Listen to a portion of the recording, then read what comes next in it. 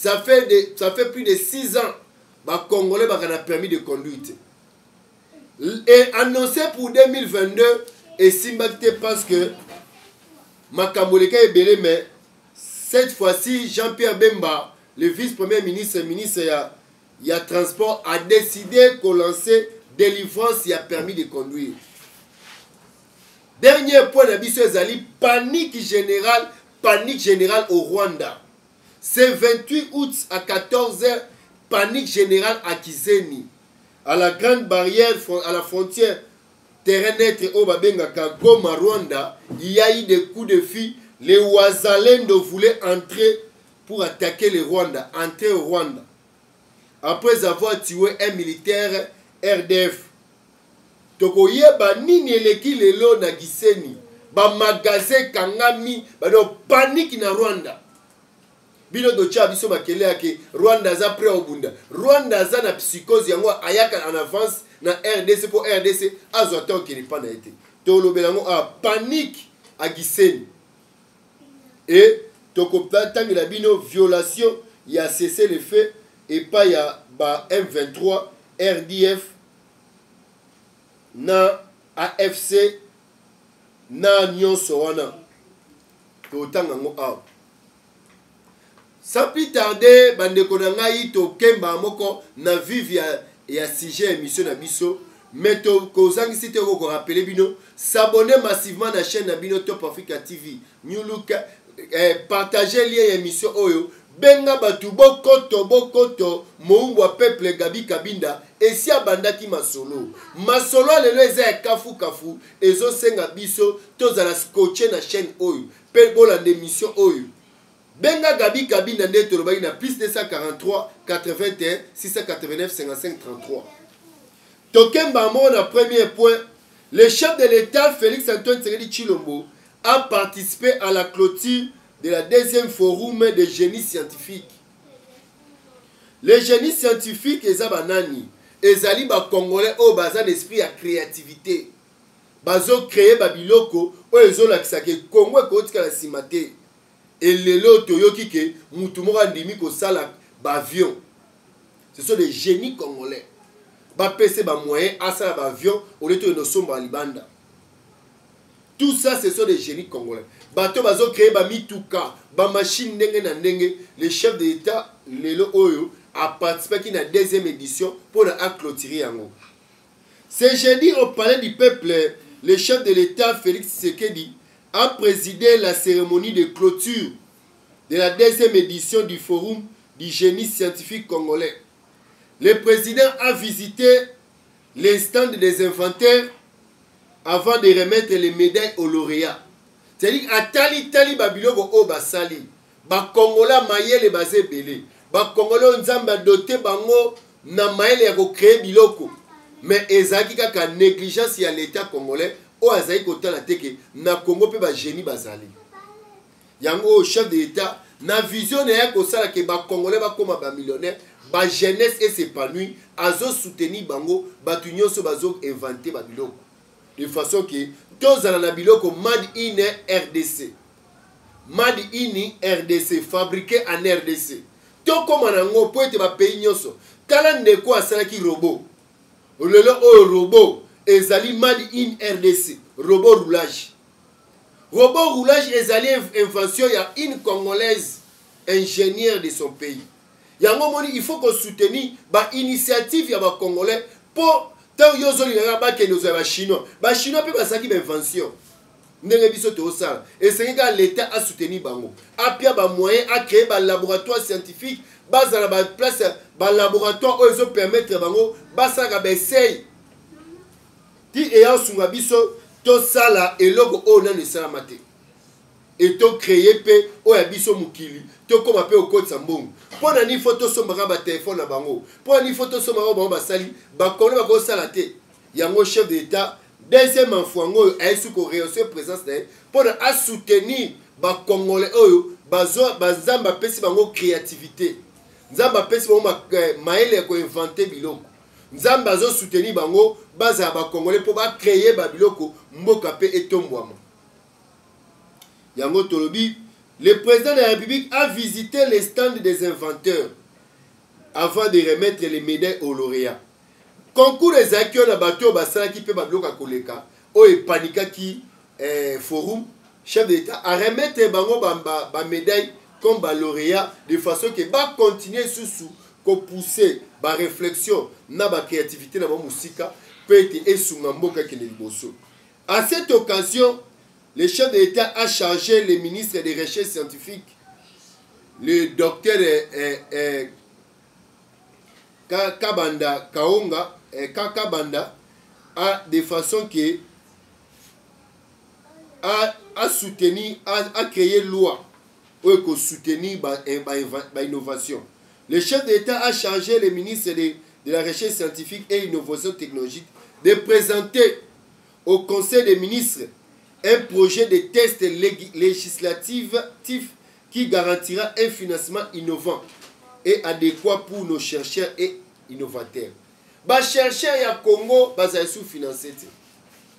Tozaki yango kisi bo basala ngo awa kisi bo physicien te kisi bo pharmacien te la sala lelo oyo bambongo a recherche bimali souste congolais comme tel o ba paya indien pakistanais chinois libanais. Or que congolais zaki pe na ba créativité na ye yango moni chef de l'État asengi na ministre ya recherche scientifique et innovation technologique de présenter au Conseil des ministres un projet de texte législatif qui garantira un financement innovant et adéquat pour nos chercheurs et innovateurs. Ba chercheurs na ba innovateurs, ba créateurs, chance na bino, Félix Tshisekedi a un pouvoir. Il fallait que Zela Muto a tondi sami na sagesse le col à Félix Tshisekedi pour au moins que azotia maele na ba secteur nyonso. Mais que ça la passi au comment na ba congolais na réseaux sociaux bazo benga incompétent. Ceux qui ont le lozo sepela na Constant Mutamba, yom tonomaki. O sepena Gilles Alingete, yom tonomaki.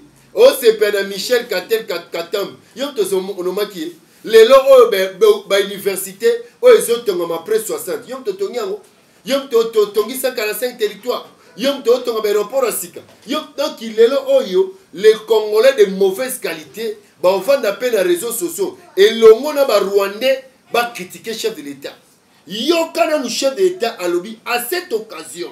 Le chef de l'État a chargé le ministre des Recherches scientifiques et de l'innovation technologique de présenter au Conseil des ministres un projet de texte législatif qui garantira un financement innovant et adéquat pour nos chercheurs et innovateurs.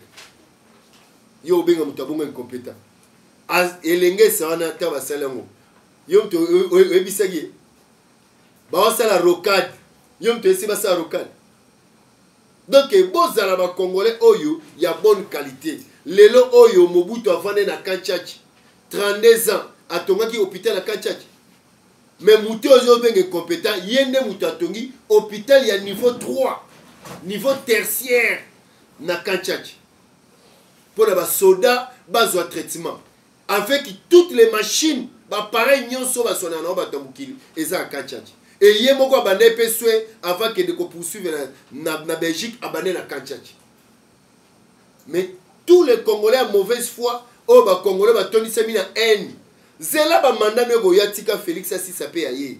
Ce qui okende tina quand nzamba batela a dirigé mais tika na biso tout. Oh tozola na vision na to ba non azongo memamboka api a planifier nini pour être d'ici 10-20 ans Congo le mona passe.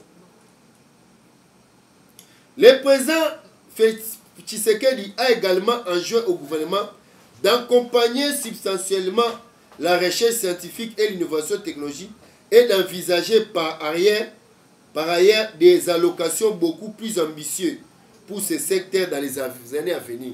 C'est-à-dire qu'à 5 ans, le gouvernement bat le budget au secteur de la recherche scientifique et l'innovation technologique, bat le moyen pour être les jeunes Congolais innover. Ba ke mbongo ya osa ba recherche ezali mbongo o esengeli bazwa te ko réfléchir si ba biloko o ba créer si ba moyen o bazana ko besoin chef d'état sengi ba pesa bango yango ezaki premier point émission na biso o tolobeli le chef de l'État a participé à la clôture du deuxième forum de génie congolais génie scientifique congolais c'est-à-dire bato mzamba doté maele et pour na yo o soutenir biloko il faut un bagage intellectuel, na sagesse. Tomoni bato 18 ans baleka a okata sangokeo forum yaba génie scientifique congolais. Binot botanga koleka Félix parce que comme dans les réseaux sociaux mais bilo yazo sala il est le meilleur président banda to 60 mais elo obosaka débat moeto le bezate les deux hommes ko débattre les deux aïe tozo pesa matière ndenge ezali planifier l'émission. Donc coup de chapeau na Félix Tshisekedi, coup de chapeau na ministre il y a recherche scientifique et innovation technologique. Coup de chapeau na ba Congolais de père et de mère au bazo zoatan ya ko créer ka babiloko. Ya ko réfléchir, nzamba opesa mo mayele pour être ba tombola mboka oyo à travers ba création na ba innovation. Ya sika ba invention de to ba invention. Oh aza inventeur ba invention. Deuxième point et memi biso rapidement na Kasai oriental. Kasai oriental ezali mboka oyo na centre ya République démocratique du Congo mais etikalaki na retard makasi dira ba pouvoir oyo elekaki. Pourquoi? Parce que ezaki fief ya opposition. Alors lelo oyo opposition eza na pouvoir nde ba décider ko relancer espace économique ya Kasai na ko memaka ba investissement sérieux pe problème ya ciment et umeli mbula na Grand Kasai. Yango moni lelo oyo selon diplomatie ya Félix Antoine Tshisekedi Tshilombo cimenterie ezo bachaki première pierre pour na kotonga cimenterie na Katanda. Katanda ezali territoire moko na Kasai oriental. Mboka ngo etondi mabanga ba ciment mbula na mbula. Mais il fallait attendre l'arrivée de Félix Tshisekedi. Moi na maman Marthe na docteur Etienne Tshisekedi paix à son âme a réfléchi pour la bande ko côté wana. Ba province ebele cimenterie ezali. Tomoni pe na chopo wana bazo sala cimenterie munene toujours grâce à vision chef de l'État. Chef de l'État lingi ba izini soko ezala Congo mobimba. Aye na vision de développement à la base avec un programme de 145 territoires. C'est-à-dire que territoire na territoire ici et se développer pour être c'est-à-dire que basa là-bas exploitation ya cuivre, cobalt, manganèse, étain, coltan, babilo nyonso pour ba minerai nyonso wana ezape na Kasai. Donc espace Grand Kasai azape na ba minerai. Yango moni chef d'État azobunda de façon que territoire nyonso baza na ba usine pour être ba jeune bazwa misala pe activité économique ezala relancer. Yango moni tolo belalelo Katanda avec la cimenterie de Katanda. Le ministre de l'Industrie, Louis Kabamba Watoum, a annoncé lors de la cérémonie de la pose de la première pierre le week-end dernier que le budget alloué pour la construction de la cimenterie de Katanda s'élève à 400 millions de dollars américains. C'est-à-dire, pour la kotonga usine wana est comme opérationnel parce que Ekoban et Nerebandi wana ekozwa 2 ans. Premier sac ya ciment ya Katanda ekobima na 2026. Ndekonangai, il fallait attendre l'arrivée à Mwana Mboka, le fils du pays, congolais de père et de mère, Félix Antoine Tshisekedi Tshilombo po omona na ba kwenyonso ça bouge. Na ba kwenyonso ça bouge papa. Congo comme chantier. Balobi na yo cimenterie ya Katanda. Budget nango ezali 400 millions de dollars. Et premier sac ya ciment oyo kozala produit na espace Grand Kasai ekobima na 2026. Donc baka na 2 ans pour na batonga cimenterie et babanda kolamba ciment et bima. Situé dans la localité de Kabwe, territoire de Katanda dans le Kasai oriental, ce projet est noté comme un moteur de développement économique pour le pays car il va bien contribuer à la modernisation de l'espace Grand Kasai en fournissant plus de 1000 emplois à l'horizon 2026. Cette industrie permet également de diminuer l'importation du ciment par les autochtones. L'investissement de cette usine de ciment s'inscrit dans le cadre des partenariats privilégiés entre la RDC et la Chine. Le Oyo RDC et la Chine et Chine est comme première RDC comme première destination, il y avait investisseurs chinois. Yango ezobangisa mindele. Chine a investi dans le binayo du 23 au 25. 60 entreprises chinoises. Dans le binayo 60 entreprises chinoises. Ezaki l'espace Grand Kassai. Pour la kota la ndenge nini bako exploiter cobalt, cuivre, été, manganèse, fer. Biloko nyonso wana na mabele ya Kassai ba exploiter yango. Et naïbisi yo tala déjà que entreprise chinoise et la cimenterie de Katanda. Et si ka oyo bakolongola passe ya espace Grand Kassai na bandundu na o etali ciment. Ole ciment utaka Congo central e kotaka boy e utangola e nyoko mananzela bakobando sale la ciment e uti na Katanda. Et Panzani Sankuru, Lomami, Kassai, Kassai central, Kassai oriental et Kotitina bandundu kwilu kwango. Pour et permettre milliers wana batonga bamboka wana et yeba keto ba otonga cimenterie batu bakozwa misala. Donc activité économique et ozonga makasi. C'est ça la vision de Félix Antoine Tshisekedi Tshilombo, moi et maman Marthe. L'investissement de cette usine de ciment s'inscrit dans le cadre des partenariats privilégiés entre la Chine et la RDC.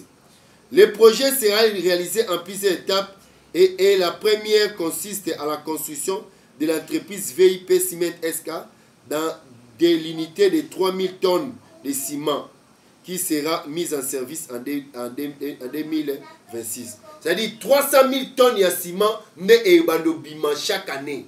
Ne bandi la première phase. Pour bien ça, ils ont 3 étapes pour comme la plus grande entreprise de ciment dans le centre et RDC.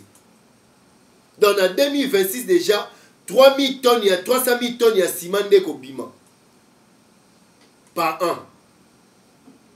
Donc neto komana bandeko ya Kasai na après 2026 boso mesu simezo utakotote. Oye utaki Congo central, oye utaki Angola, non, c'est fini. Félix Tshisekedi a pesi solution. L'entreprise Wisher Cement SA et s'installer déjà. Tout le monde a bino ndenge ba chinois. Bazo bina na ba chef coutumier, ba tout bazo sepela de façon que espace Grand Kassai ezwape entreprise ya ciment. Parce que tout le monde qui na katanga su ba bakisa ki susu ba entreprise ba ciment na loala ba partout chef d'état lingi ba tonga ba usine ba ciment pour te permettre ciment est comme moins cher. Parce que lorsqu'il y a en abondance, vous voyez que le marché est régulé dans la loi ya offre et la demande. Mercredi 28 août avec le ministre provincial des Transports de Kinshasa, Bob Amiso. Les nouveaux permis de conduire en RDC devraient être disponibles avant le 30 mai 2022, selon le communiqué du ministère des Transports publié fin février dernier. Plus de 2 ans plus tard, le permis de conduire n'est pas toujours disponible. Qu'est-ce qui bloque le début de l'opération de délivrance des permis de conduire? À cette même occasion, le numéro 1 des transports sur le plan national a également annoncé que d'ici la fin de l'année, le permis de conduire sera disponible. Alors, Jean-Pierre Bemba a kolongola ba Congolais na difficulté autosai nango déjà plus de 5 ans. 2019 à 2024. Donc, lelo o ba Congolais bazo tambola na muto atuti na muto ayebi ko poussa na oh batini contingent na bango ba ko appuyer MONUSCO. Les tout Kenyans déploient de nouveau tout un contingent militaire pour soi-disant soutenir la MONUSCO. Mais à quoi joue le président William Ruto? Yo te okanaka te mais ozoti na basoda na ozo na sonité baeki awa balubi ko bundate lokola babi ke MONUSCO pa bundaka te donc bandimi ko na bavanda bakalaka siko wazalendo na FARDC balikate et za plan o batindi bango ko bloquer ba wazalendo balikate parce que ba wazalendo lokola ba bloquer mundele asili maele. Ba Rwandais ba kufina ba kufa bote na Congo. FARDC a bomi plus de 12 000 militaires ya RDF. na est ya Congo. Ba wazalendo ba piéger ba on a forme tout. Liango moni ba France na Angleterre na États-Unis ba sali kakiti il faut tout tinda ba Kenya ba ke do bloquer ba wazalendo. Mais ko simba te parce que ba wazalendo ba za fils du pays, ba za ba patriote ba défendre mabele, ba défendre mboka et ba violer ba maman na bango, ba zui ba mabele na bango, ba bomi ba chef coutumier. Ba kotiele ba Rwandais na mboka, bango ba yebi ke ba Rwandais ba za ba STT mais ba kotiele ba Rwandais na mboka. Yango moni bazot ba telemi pour na défendre mabele na bango. Les wazalendo, les patriotes. Malgré na kati na bango na Kagame a manipulé a créé ba faux wazalendo, mais les vrais bazana ba défendre mboka na sima Félix Antoine Tshisekedi Tshilombo, commandant suprême ya FARDC na la police. Toleki mbamo na dernier point na biso, panique à Gisenyi au Rwanda, panique générale. Nalobi na ezaki oyinda lelo na Gisenyi. Vers 14h, na grande barrière dans la terrain neutre. Na terrain neutre RDC Rwanda, ba militaire rwandais bazoya bakanga congolais moko. Et tango ekoti mbutu wazalendo abimisi bao ta masasi ebeti militaire rwandais alali na mabele ba wazalendo bale et panique wana ekoti bamoni yake ba wazalendo bakoti Gisenyi. Nalobi na tout la mwisi ya zaza ba rwandais ba grand pere bakangi ba boutique bakangi nyonso. Panique à Gisenyi au Rwanda cet après-midi vers 14h. L'engouement à la migration, chaque personne veut rentrer chez lui après qu'un groupe de Wazalendo a voulu entrer à Gisenyi. Selon nos sources, les commerçants ont fermé leurs boutiques au centre de Gisenyi. La mairie de la ville de Gisenyi appelle la population de sa juridiction à quitter les alentours de la petite barrière entre le Rwanda et la RDC. Kalamingi tete kokota Rwanda. Les chefs de l'État zozela ba négociation nyonso esimbate po ekosimbate. Alors ce que simbite Amérique, France, Angleterre ba ozasusu na raison ya ko bloquer Félix akota Rwanda te. Et ba yebi yango très bien que aza très déterminé ya ko taquer Paul Kagame. Mais azolo ba suste parce que les Américains ba senga qui attaqué te atali la bango. Et puis alobaki en clair sur Topongo, c'est par respect aux Américains. Et bah négociation à Rwanda, RDC mutasenga qui en Rwanda à travers les États-Unis. Alors sur les simbité, ils ont l'avantage à RDC. Pour bobenga lisu na négociation ni ya. Oh bino mindebo lo bibo kende kuna to sa to simba et simbité. Ah. Wazalendo de sa fongoli nzela à côté de Gisenyi. Panique générale na Gisenyi. Balobi en clair que panique à Gisenyi au Rwanda cet après-midi vers 14h. L'engouement à la migration, chaque personne veut rentrer chez lui après qu'un groupe de Wazalendo a voulu entrer à Gisenyi, des forces à Gisenyi. Selon les sources, les commerçants ont fermé leurs boutiques au centre de ville de Gisenyi. Les maires de la ville de Gisenyi appellent la population de sa juridiction à quitter les alentours de la petite barrière, grande barrière entre RDC et Rwanda. C'est pas nani. Rwanda a avancé à côté RDC pour RDC à Zouata au côté de l'Haïti. Mais ce qui n'est pas normal, Rwanda a bout de la RDC. Ben espère union sur le lobby en termes d'armement, en termes de population, en termes de militaire, en termes de tactique de combat pour ce RDC a la 8e puissance militaire en Afrique. Rwanda azali 48e contre 49e. Le col a profité mboula na trahison ya ba Congolais, na trahison ya ba ndeko na biso Est, na trahison ya ba FARDC o bazaki n'esprit rwandais. Na trahison ya ba Rwandais o ba infiltraki FARDC ndo moni Rwanda ami moni za ndeti ya makasi. Mais ba meke ba longwa na liboso to betana na Rwanda tota nani ya makasi.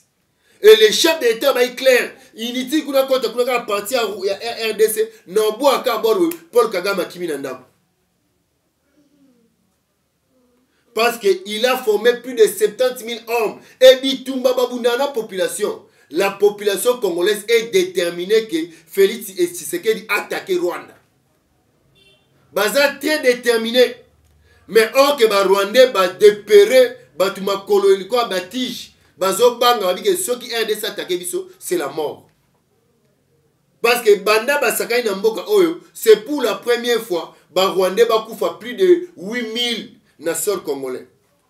Et 5000 ba kotio se ba sele rêve et que ba négociation à Luanda le 10 septembre simbité, yeba que guerre RDC Rwanda bandi, ba fois, bachala. Chef de l'État a gosenga kaka recrutement forcé. On s'appelle la jeune au Congo Mobimba. Chaque province est 10 000 hommes. De façon que l'État a aussi sa formation 260 000 militaires basés en Akati armée, plus 60 000 hommes à Formaki, na Oya Kalato, comme à 400 000 hommes. Total la place Paul Kagame, na Mikoma Kone, Batichouana, place à Hôtel Emile. Ce qui a qui Mambo Kanate, général Constantin Makongba, comme gouverneur, il y a 27e province, il y a RDC, au Babegi Kigali. Yangwane Zaki, Mubange, Amaso, Nabiso Alilo, Boeba Keba, Rwandais, M23, RDF, AFC, IPDF, Bazo se coaliser, Bazo se renforcer pour attaquer ville Yasake, Nagoma. Et les lobbies, plus de 9 jeeps, Yaba Rwandais et Kota Kitobi, et Zapamba. Bokota Bokufa Pebele, Bokota Bokufa Bilonyos. Parce que les FRDC a très déterminé na au commandement nango Mobimba. Et le commandant suprême Félix Tshisekedi a très déterminé yakosi sa guerre pour du bon. S'abonner massivement à la chaîne Nabino Top Africa TV New Luka. Benga Moumba Peuple Gabi Kabinda. Partagez lien émission Oyo. Tomona ni lobby bandeko na ngai. Mbote na mabote na bino pe pokwa malamu. Tomona ni lobby merci.